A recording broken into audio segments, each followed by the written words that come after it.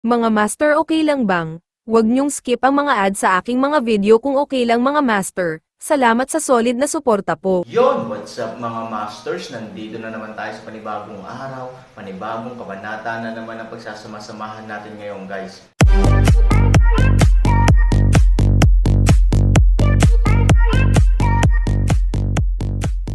Bali mga masters, kung bago ka pa lang po sa aking YouTube channel, please click the subscribe button, lalong-lalo na po yung notification bell guys, para maging connected pa rin tayo sa isa't isa at maging updated kayo sa mga susunod ko pang video.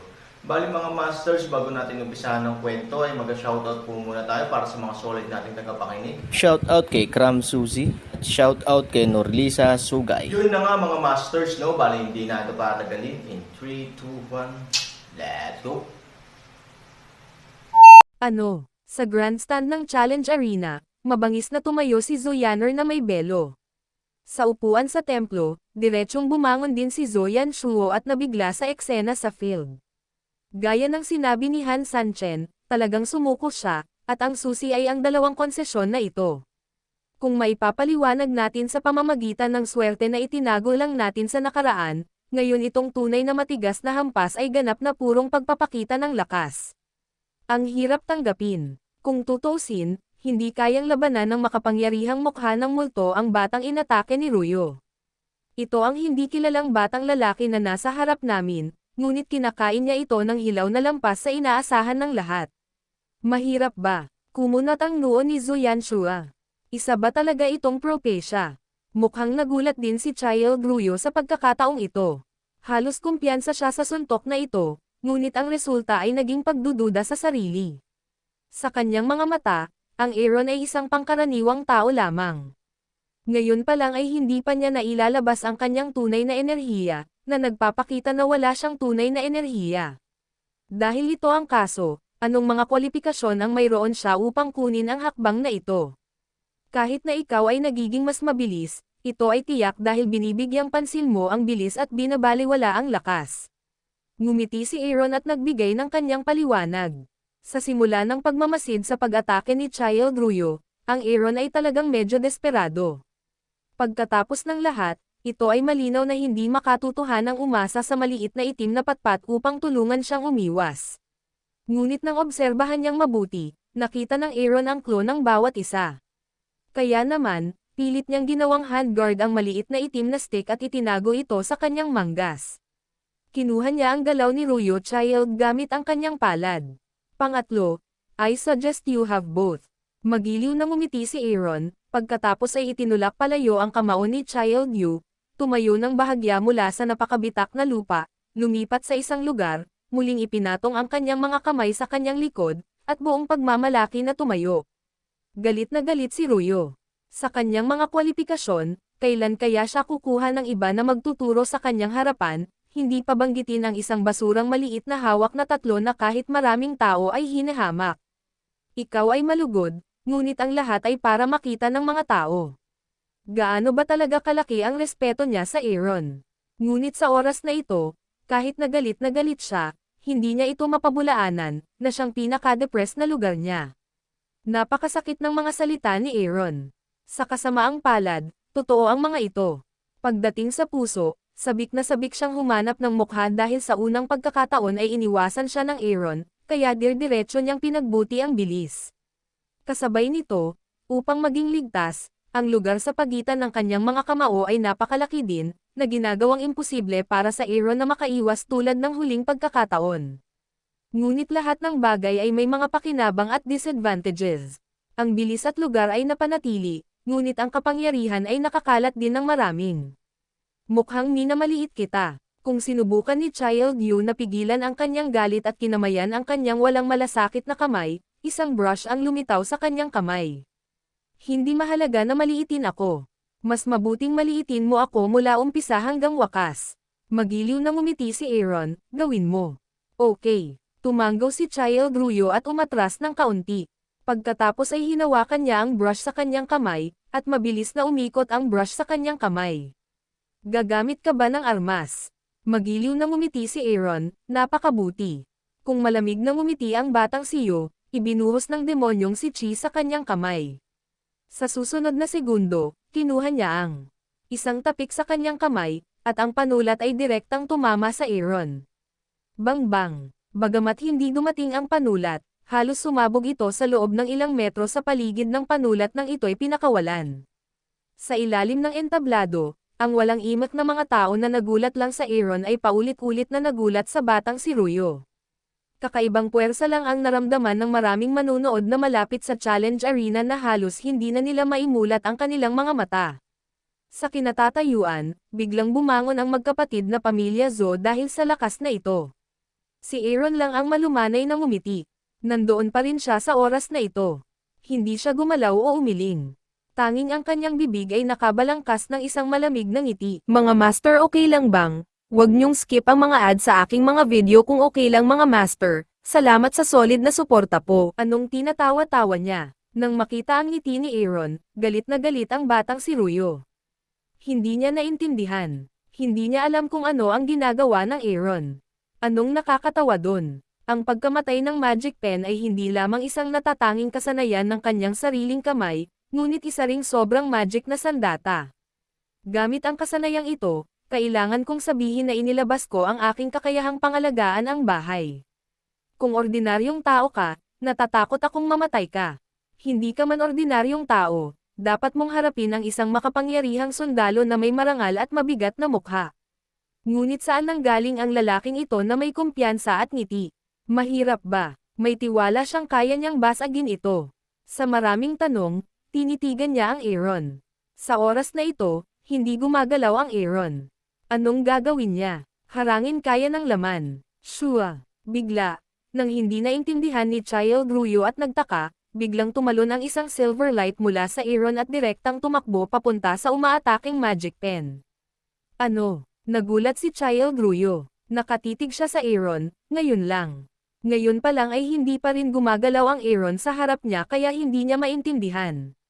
Dahil hindi pa siya gumagalaw, paano niya ilalabas ang silver light? Kailangan mong huminga, hindi ba? Yung lalaki, ano? Kung nagulat si Young Master Yu, bakit nagulat ang mga manunood sa challenge arena? Shit, hindi man lang kumikibo ang lalaking iyon. Paano niya inatake ang sarili niya? Shit, kahit magdala ka ng bow and arrow, kailangan mo munang hilahin yung bow. Kalokohan, you have to pout your ass when farting. Itong little bastard is really a dog. Gayunpaman, kahit na ang aso ay maaaring. Ang aso ay kapaki-pakinabang sa harap ng ganap na pagsugpo sa kapangyarihan. Kahit na ang apo ay nais na gawin ito ay isang sorpresa, ngunit sa kasamaang palad, ito ay lahat ng kalokohan. Ang lakas ng agwat sa pagitan ng dalawang panig ay hindi kaunti. Matapos ang ilang mga tao ay bahagyang nagulat, ang kanilang sinasalamin ay walang malasakit na pangungutya. Pagkasabi niya nito ay sunod-sunod na tumango ang mga katabi niya. Pagkatapos ng lahat, ito ay isang bakal na katotohanan. Halos sa sandaling ito, ang pilak na ilaw mula sa katawan ni Aaron ay biglang nakipag-ugnayan sa pilak na panulat ni Ruyo Child. Halos nasa ere na ang dalawa. Ang liwanag sa harap ng bawat isa ay tit for tat. Hindi lamang isang mahinang gininto ang liwanag, kundi pati na rin ang paghiging na tunog. Pero biglang, bang! Biglang nagkaroon ng pagsabog, at pagkatapos ay ang pilak na ilaw ng Aaron ay direktang bumagsak sa sagabal ng Magic Pen at bumilis. Nang muling huminto ang silver light, ipinakita na nito ang orihinal nitong mukha. Isang pilak na punyal na may malamig na intensyon sa pagpatay. Ang pinaka-nakakatakot na bagay ay hindi ang malamig na liwanag at mamamatay tao na espiritu na dala nito sa oras na ito, ngunit ito ay nananatili sa pagitan ng lalamunan ng batang si Ruyo. No more, no less, nasa gitna lang ng lalamunan ko. Wow! May sumigaw ng pagkagulat sa ilalim ng stage. Maraming tao ang napaatras ng hindi mapigilan at labis na natakot. Sa kinatatayuan, nakaupo lang ang magkakapatid na Zo. Sa oras na ito, kailangan nilang bumangon muli at tumingin sa eksena sa challenge arena. Kung tumigil sa paghinga si Child Yu, ang kanyang walang pakialam na mga mata ay puno ng takot. Hindi siya makapaniwala kung bakit siya bigla. Hindi man lang niya inisip, at hindi niya inakala na ang pilak na ilaw ni Aaron ay makakatulong sa kanya na ipagtanggol ang kanyang Magic Pen attack, ngunit ang katotohanan ay wala siyang kahit kay titing na silid para magmuni-muni sa pagitan ng kidlat at bato. Ang pag-atake ni Aaron ay ganap na natunaw ang kanyang pag-atake at binigyan siya ng isang nakamamatay na suntok sa parehong oras. Kung hindi niya ito nakita ng sarili niyang mga mata, hindi siya makapaniwala na may mag-aalaga sa sarili niya sa isang iglap. Wow, biglang gumalaw si Aaron sa kamay niya. Nang mamatay siya, hindi niya naramdaman ang sakit na hindi pumasok sa kanyang lalamunan ang punyal. Sa kabaligtaran, biglang wala kahit na umiral sa pagitan ng kanyang leeg. Mariin niyang binuksan ang kanyang mga mata at tumingin sa Aaron na hindi maintindihan. Kaya niyang tapusin ang kanyang buhay gamit ang isang punyal, at pagkatapos ay tapusin ang kanyang pag-akyat sa tuktok.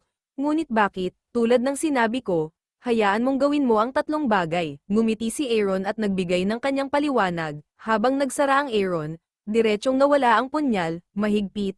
Gumalaw si Aaron sa kanyang kamay, hawak ang isang jade sword sa kanyang kamay, at bahagyang nagsabi, ngayon, oras na para opisyal na magsimula. Pagtingin kay Aaron, malumanay na ngumiti si Ruyo at biglang ang tunog ng ping-pong ay nagulat sa storytelling channel sa YouTube. Sa isang malinaw na tunog, nang ang lahat ay tumingin dito, isang magic pen ang nahulog sa lupa na may tunog at tumugtog ng malumanay. Sumimangot si Aaron, ano ang ibig sabihin nito, anak Ruyo? Kung malumanay na ngumiti si Child Yu, sa kaniyakap niya ng bahagya ang kanyang kamao gamit ang walang laman na mga kamay, ngunit sinabi lang niya, ning matapang at hindi tinanong ang pangalan ng bata. Kung wala kang malaking pangalan, Han lang, gaya ng sinabi ko. Sabi ni Han Sainer. Tumanggo si Child Ruyo, ako si Ning Ruyo, ang nag-iisang anak na lalaki ng 13 pamilya ng demonyo. Kung magkakaroon ako ng pagkakataon sa hinaharap, sana ay makontak ni Child Han si Ning. Dahil doon, malinis siyang yumuko kay Aaron, pagkatapos ay tumingin kay Lord Zhu at sinabing, aaminin ko ang pagkatalo. Aminin ang pagkatalo. Nang marinig ang salitang ito, nagulat ang lahat. Sa oras na ito, mas exaggerated ang sugarol. Nang gustong gumawa ng tatlong galaw ni Aaron, muntik na siyang matamba. Gayunpaman, nang gumawa ng dalawang hakbang si Aaron at nabigo, nakita niya ang tunay na pag-asa. Sa makatuwid, ang pananabik at pagkabalisa ay karaniwang nagpawis sa sugarol. Hindi lang halos basa ang mga palad niya, pati ang noo niya ay umuulan. Pinunasan niya ang pawis niya. Ang buong populasyon ay tuyo at hindi mapakali. Buong puso siyang tumitig sa entablado. Ngunit ang higit na nagpawis sa kanya ay talagang nilabanan ng Aaron ang ikatlong pag-atake. Dinilaan niya ang labi gamit ang dila para mabawasan ang tensyon. Bumili siya ng Aaron at nanalo. Kung matagumpay na tumaya ang 100,000 amethyst, magbabayad siya ng 320 beses. Maaari siyang makakuha ng higit sa 30 milyong kabayaran. Paanong hindi siya kabahan at baliw? Kinakabahan ang mga sugarol. Halatang mas kinakabahan din ang mga namamahala sa villa. Hindi siya makakakuha ng 32 milyong amethyst, ngunit kailangan niyang bayaran ito. Kung bago ang laro, siya ay nangangarap pa rin tungkol sa tagsibol at taglagas, napakakomportable at napakalibang. Nang matapos ang laro, umasa siya sa isang asyenda upang mangolekta ng isang alon ng kayamanan ng mga aso sa pagsusugal. Ngayon ay ganap na siyang nakapasok sa kaharian ng 6 na Panginoon na walang Diyos. Ang buong hanay ng pera sa pagsusugal ay ilang milyong dolyar lamang. Kung mangyari ang masamang sitwasyong ito, hindi lamang mawawalan ng laman ang disk ng pagsusugal, ngunit ang susi ay kailangan mong magbayad ng direkta para sa natitirang bahagi ng iyong buhay. Ngunit nang ang lahat ng partido ay nag-iisip, sa sandaling ito, ang batang si Ruyo ay umamin ng pagkatalo, na direktang sinira ang depensa ng lahat sa eksena. Bang! Ang una ay ang lalaking namamahala sa villa. Proud na proud siya noon, pero isa na lang ang nawawalang kaluluwa para ilarawan. Nakasalampak siya sa lupa na puno ng kawalan ng pag-asa ang mga mata. Ang mga taong tumaya sa tabi nila ay natigilan lahat, at ang depensa ni Buddha ay parang pinasabog ng 5 kulog. May isang tao lang. Sa pagkakataong ito, nanginginig ang buong katawan niya. Halos katulad ng lalaking nakaupo sa villa, diretsyong bumagsak ang katawan nito sa lupa dahil sa mahinang binti at paa. Ngunit iba sa mga namamahala sa villa, ang isa ay tuluyan ng nawalan ng pag-asa, habang ang isa naman ay hindi na makatayo dahil sa sobrang excitement.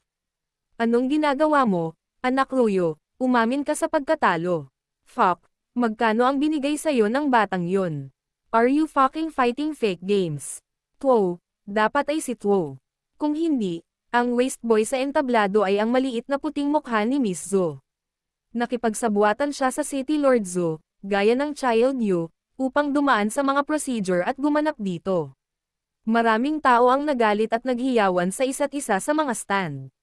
Ngunit para sa mga sumpang ito at nasa sabik na mga tao, si Lord Zo ay tila inaasahan, tumingin siya kay Child Ruyu at nagtanong, "Sigurado ka?" With that, napatingin siya sa galit na mga tao sa ibaba. Pagkatapos ng lahat, ang pag-uugali ni Child Ruyu sa oras na ito ay lubos at lubos na ikinagalit ng lahat.